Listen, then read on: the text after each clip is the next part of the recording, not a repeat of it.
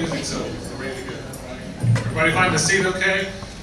We were expecting about 200 today, and we've got almost 300 here, so we're really excited to see all of you here. Thank you so much for coming. My name is Toby Dagenhart. I'm on staff at Disability Resources as the Vice President and Director of Development. And on behalf of our board and our staff, and our volunteers, and most especially our folks, thank you so much for being here. We really appreciate that. I'd also like to thank Gary and Gwen Sitton. Thank you so much. These two Sitton Roofing have underwritten this entire luncheon today, so we appreciate it very much. Thank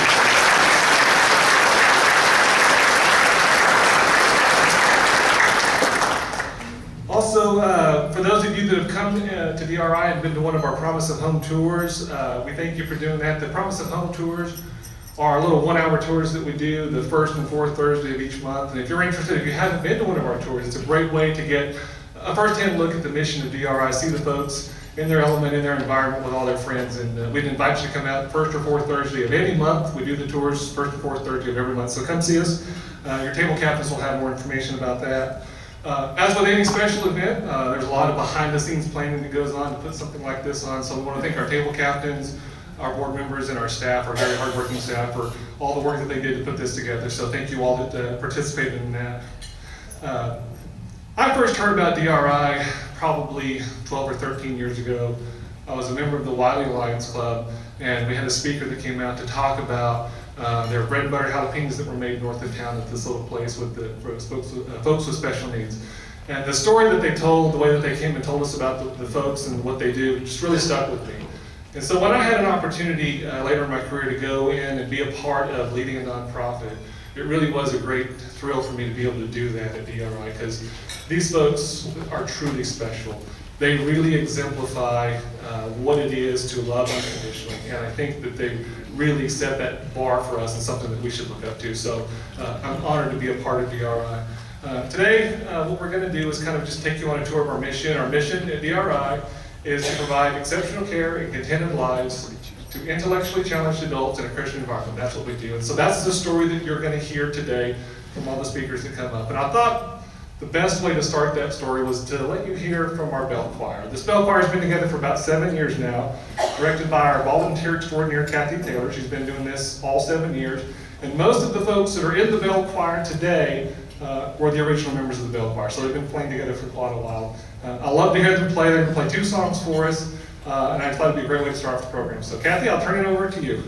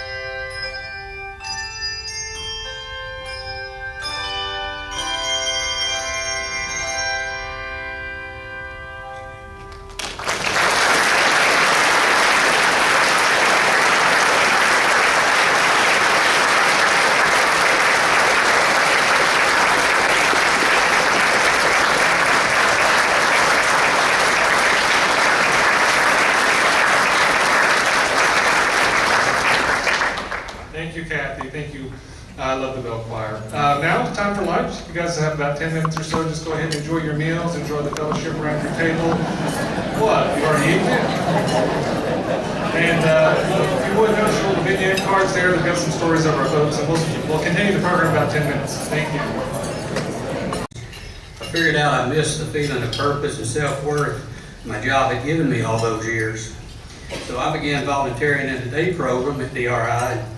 Pretty soon, 2 or 3 days turned into 5 days a week, because I quickly realized that the same sense of purpose and self-worth that I was missing is exactly what these folks receive from working and participating at DRI every day.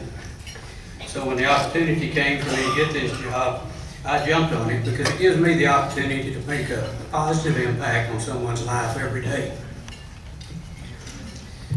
The mission of Disability Resources is to provide exceptional care and contented lives to intellectually challenged adults in a Christian environment through community, purpose, and home. Our mission is accomplished primarily through 3 areas. The first involves providing community, both internally between our folks and our programs within the Activity Center, and externally through community involvement, be it outside employment, volunteering, or church services. Secondly, by providing an outlet for our folks on God-given purpose through our programs for vocational training and employment. And third, by providing a home for each of our folks where they can live as independently as possible while sharing family time with their peers. But imagine for a moment that right after you graduated from high school, you just stayed home. No college, no job, no friends to hang out with, little or no transportation. You probably wouldn't enjoy life much, and your health would most likely suffer. That's why many families choose DRI for their loved ones. After public schools, there are very few options for these folks. Too many must wait while their skills diminish before they can join a program like DRI. And during that wait, many of them will also miss the joys of community and the purpose we all need to live a contented life.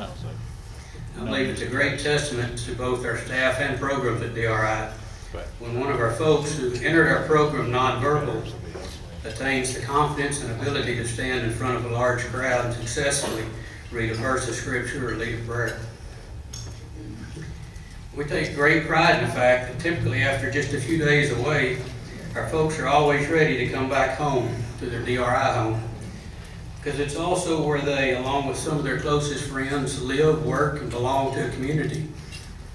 And as one of only a few organizations that still provide both residential and vocational services, we also take great pride in the success of our vocational program, where so many of our folks find the purpose in their jobs and how that sense of pride and achievement also lends itself to daily living skills, which ultimately helps lead to a happy, contented life. The DRI campus sits on a 170-acre site, and we currently use maybe 20 acres total. And yet we have reached our current financial capacity to serve these special people. And although we are blessed with full homes, our vision drives us to grow and to serve as many individuals as possible. Yet good stewardship demands that we plan well into the future, because our promise of home is much more than that of just a building. It's about people who provide love and care, who accept others as they are, and encourage accomplishments to the maximum of one's ability. And to ensure, especially after their families are no longer able to provide the care themselves, that their loved one will always have a home. Our vision is to be an enduring organization, providing affordable, exceptional care and contented lives to as many folks as possible. And although we're deeply committed to fulfilling that vision, we do face challenges to attain it. We start every year knowing we have to raise almost $500,000 through fundraising and endowment revenue to maintain our current level of service for our families. Our fees only cover about 80% of our actual cost, so the growth of our program is capped by our financial responsibility and not for the need for our service. So before we grow our residential program, we have to ask ourselves, are we capable of raising an additional $6,600 a year for as long as that person is here? It's a big commitment. We currently serve 43 folks who call DRI home and 12 others who participate in our day program. But if we can just cover the gap between our costs and our fees, we can make a tremendous difference in many more lives, because there's much more need than we currently serve. And that's why we're here today. Our goal is to tell our story to as many people as possible so that we might broaden our base of support and increase the number of people we serve. So again, thank you for your time today, and now I'd like for you to hear our story through just a few of the people we serve.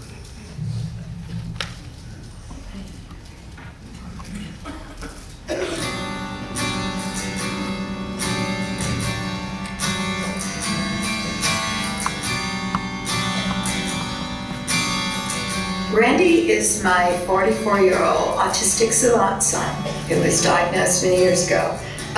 He's a jewel to be around, a jewel to work with. We love college game day and we love NFL football. And Clayton loves them both.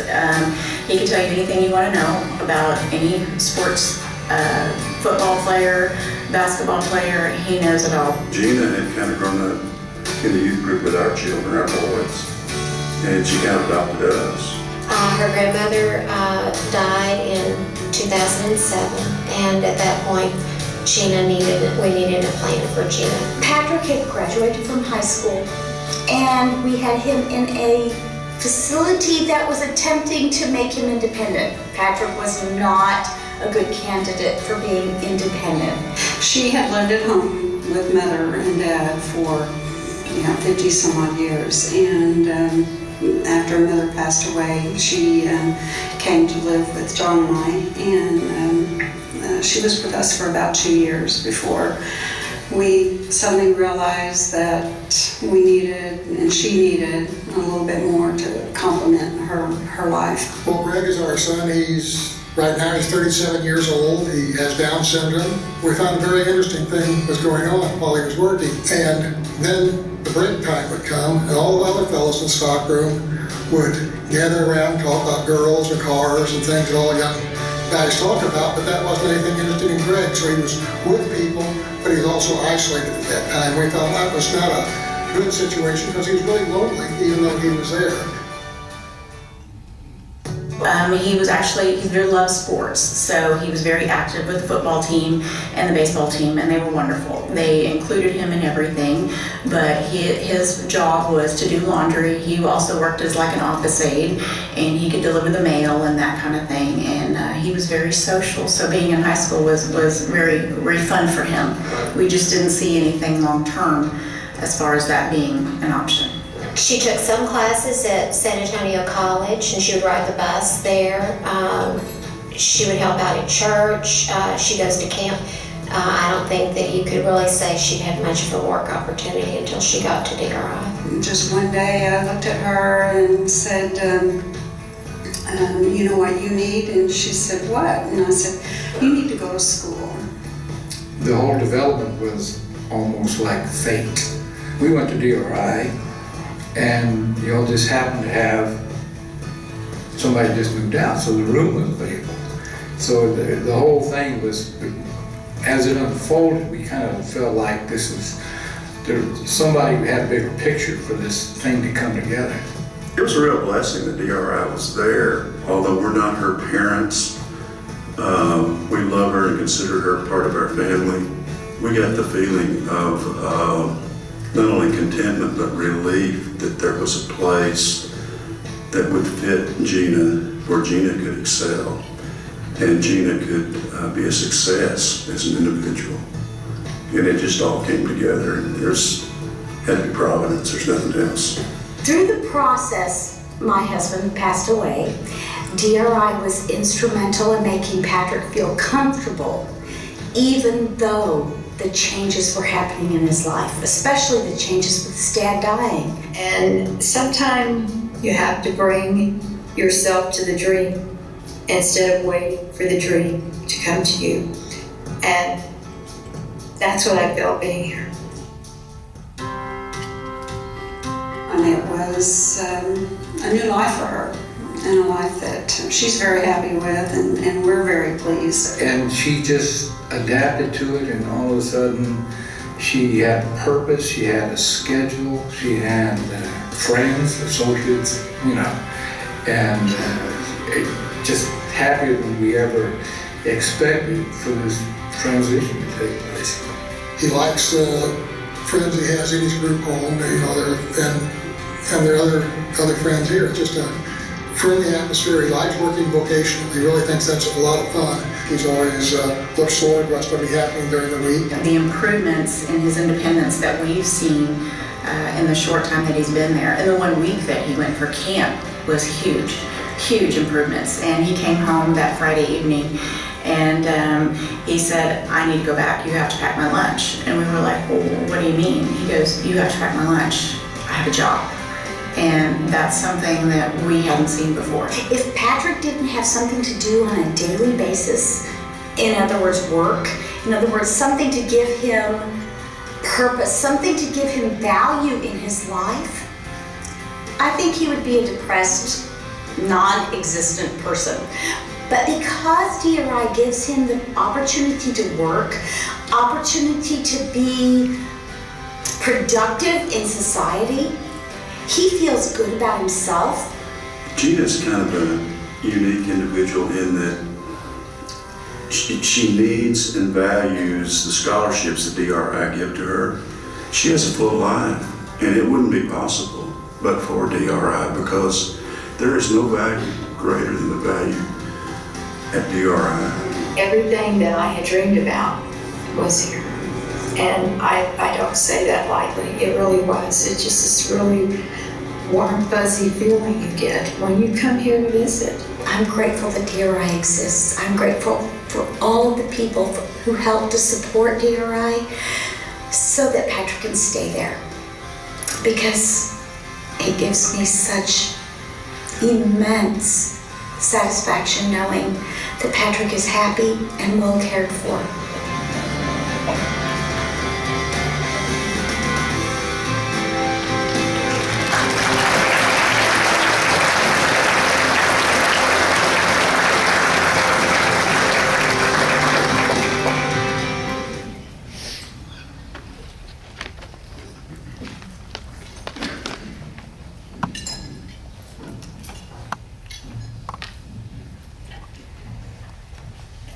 Good afternoon. I'm A.L. Deathridge.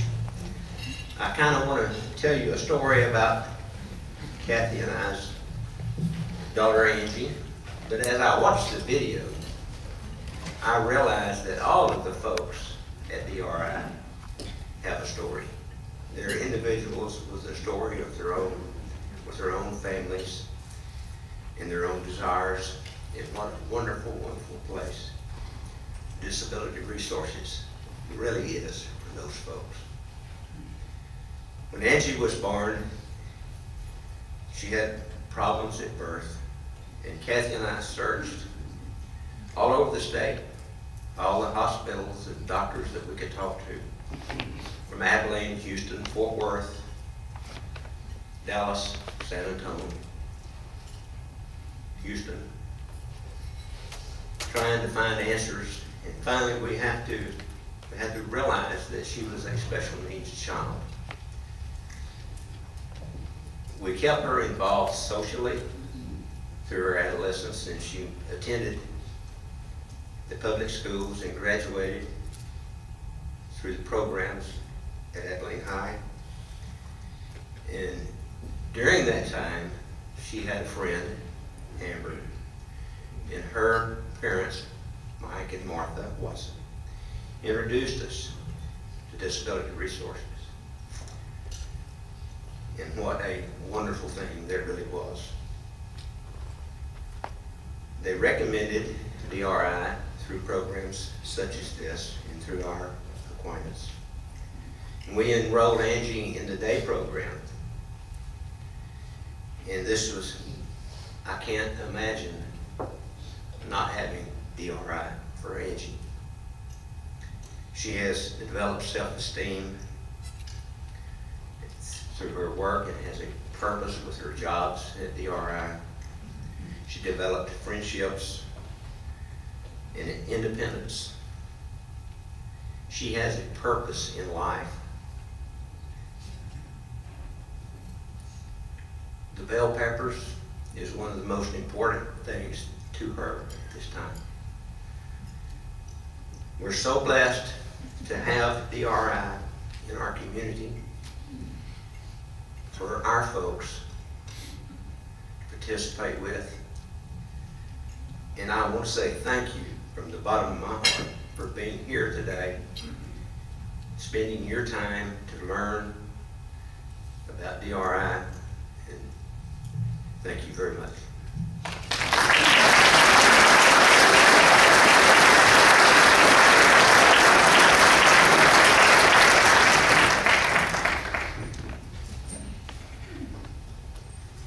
I want to echo his thanks to you for being here. It's an incredible community. My family was here many years, and I was blessed to grow up in Abilene for the first 21 years of my life. And it's from the generosity of people like you and people that went before you, that whatever contributions we were able to make throughout our life came from gifts and sacrifices of this great community. Gina Graves, as you saw in the video, has always been a part of our life. Our youth pastor, John Hart, who was kind of trained here at Highland, and Nisa Hart from Wiley, they made sure that Gina was included in all of the youth activities at our church. And if there came a time when she would train the youth as they were coming up in the things that she could train them in. Gina led a full and valuable life before DRI. She always went to camp, a camp for maximizing potential of special people. There now is an award in her name for 25 years of service to her community in the Hill Country. When we drop her off at camp, we say she goes into Gina mode. She's focused on others, and we don't exist. So we go home and we come back and we pick her up, and we go through it again. And she and her grandmother were both remarkable people in our community, our church community, and their love was the homeless. They introduced us, Gina and Rose Gray introduced us to ministry to the homeless. We would give them a ride down to the inner city. Rose would bring a gallon of jalapenos. We'd feed hot dogs, sandwiches with our church, whatever, go out on the bridge and worship with people. But it was because of Gina and Rose Grace. We had never participated before. And Rose raised Gina to be a young woman. But there came a time when Rose was no longer there, and Gina was alone. And someone in our congregation was on the advisory board of DRI. Patty and I had supported to some extent DRI over the years because Patty realized that someday we would need a place for Gina, either as a church or as a family, so that she might be part of a community. There hadn't been an opening in 2 years.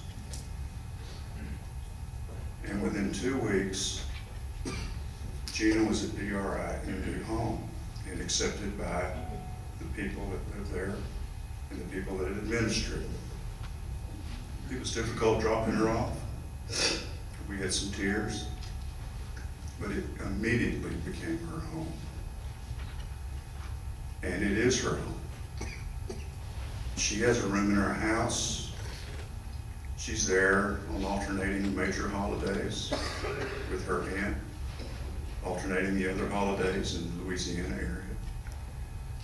She lives with us in the summer when she goes to camp, comes home for weekends. She is an aunt to our grandchildren. When she was growing up, she would stay here with my parents, Jay and Judy Jennings, and walk to the ACU campus. If you needed directions around the hill, Gina generally could give them to you.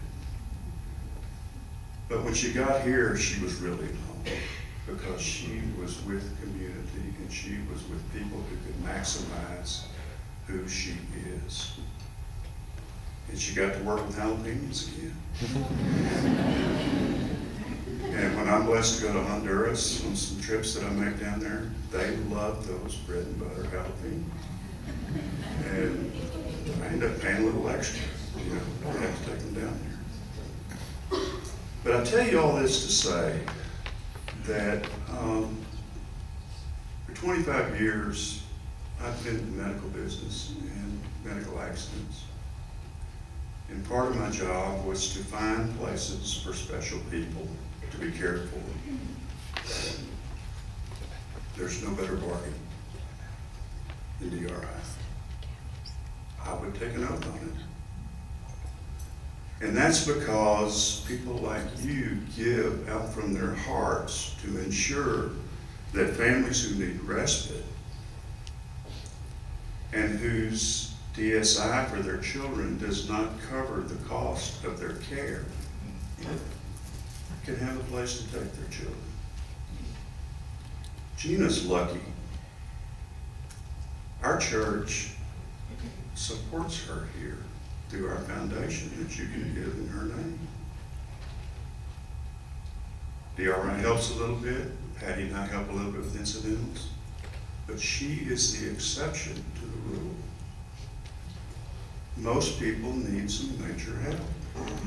And if the fees, which the parents pay, don't cover but 80% of the cost of a bargain, it's got to come somewhere. And that's why we're here appealing to you. There's really a lot of good places you can give here. My friend John Thomas from Ben Ritchie's here. And he gets me up occasionally for a raffle for a shot. There's a good place for you to spend your money and give your money. This is one of them. And that's what we're presenting to you today. One of my heroes as I was growing up was Gene Stallings. I heard him speak one time.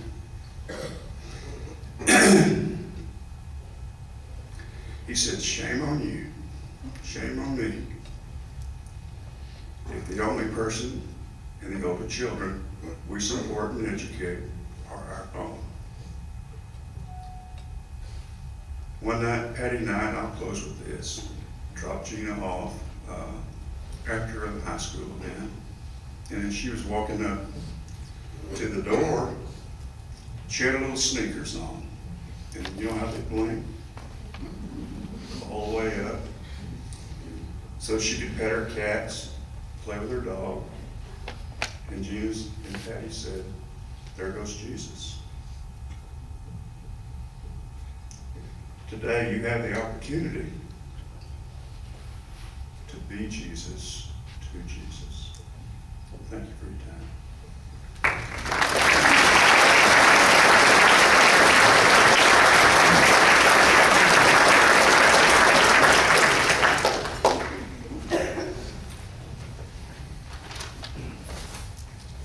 Thank you, A.L. and Jim, for those wonderful stories. Hi, my name is Sue Ann Holland, and I'm the current chairman of DRI's Board of Directors. Today, let me just share a little bit about my connection with the DRI family. About 6 years ago, my husband Jay and I were led by the special needs of these individuals to serve. There was a realization that children with special needs grow up, and as adults, they need and deserve our help. With the work that DRI does, and with your generosity, I know we can make this happen. Today, I have something brand new that we are going to unfold. It is called the Promise of Home Society. And I'm going to ask you to join me in making a financial investment in the day-to-day operations of DRI. I'm going to ask that the table captains please pass out the pledge cards.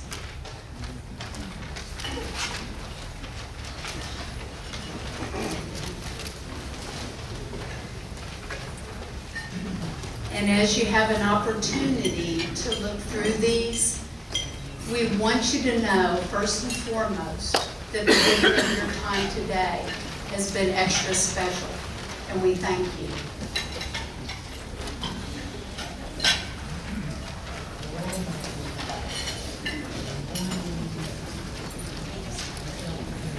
As you look at the pledge cards,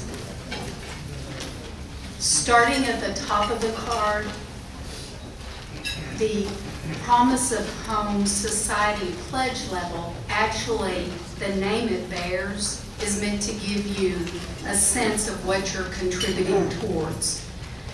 The first level, Growing Purpose, is $1,000 per year for 5 years, and that is roughly $83, approximately $83 a month.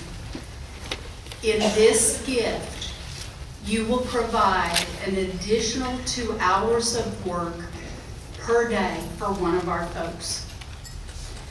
The next level, Growing Community, $5,000 for the next 5 years. You would actually allow us to serve 2 additional folks in our day program with no additional financial burden to their family. The third level, Growing Home, $10,000 per year. This would provide both our residential and day program services to a folk for each of those 5 years. Now, we certainly understand, as you're able, if you are able to participate and become a founding member of the Promise of Home Society, our sincerest thank you, especially from the folks for whom you've given to. There are many other ways to contribute to DRI, and you'll see that for those of you who would like to contribute in a different way, there's opportunity. So anything you would like to specify, or if you would like to have us contact you regarding some thoughts that you might have for DRI, that's most appreciated. So I'm going to give you, just a few minutes to take a look at this form and complete your form. You'll also notice there is a statement here regarding stocks. So, we can be creative. So I appreciate your sincere thought as you contemplate this.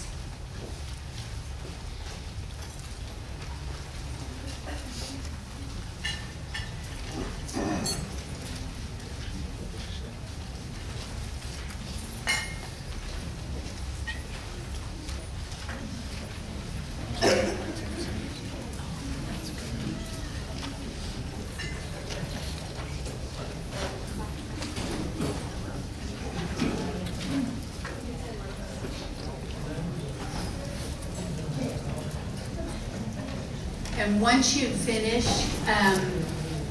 giving thought into, if you have thoughts once you leave, we appreciate any information you have to share with us.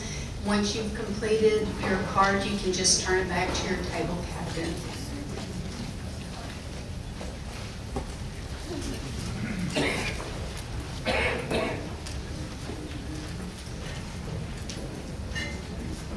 And Toby, I believe I'm going to turn it back to you. Thank you all for all you all do for DRI.